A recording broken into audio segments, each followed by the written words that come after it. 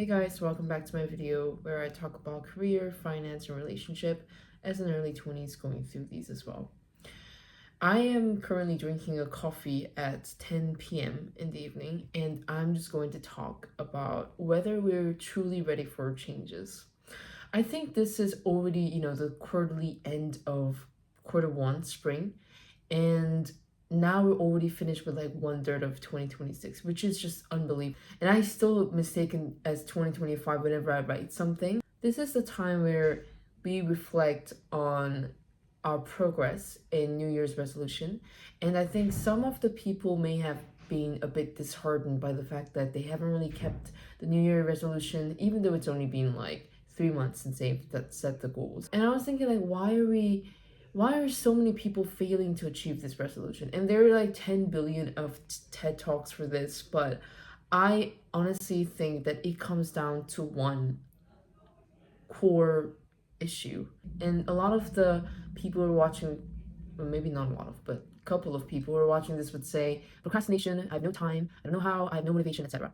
But if I could just tell you this one thing, and the only thing that is keeping us to achieve what we want is, I'm going to say this very clearly, it is the inability to picture a self-image of a completely transformed version of yourself.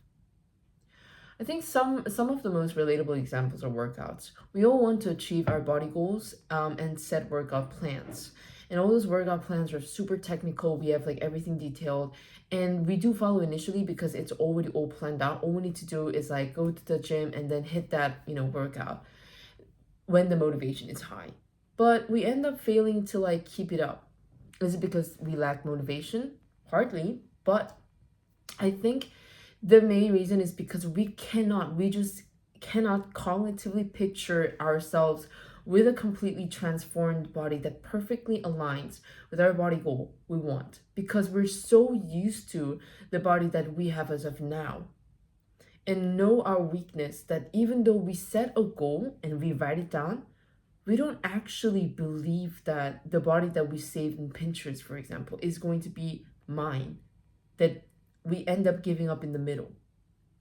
So ask yourself, do you really have the courage to picture a completely different image that you can't even believe in yourself, and you can embody, accept that that person is going to be you?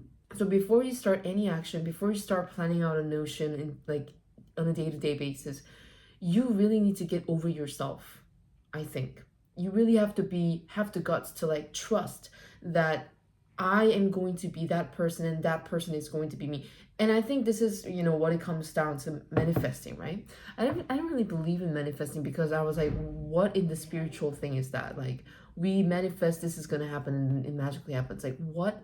That makes no sense, whatever. But the logical sense of manifestation in terms of accepting and embodying the future idealistic version as me is going to be the one that drives us, because if we know for sure that that person is going to be me and we believe in it, there's no way that we're going to be like, oh yeah, of course I'm failing again, of course I'm going to give up, because that is just never going to be me.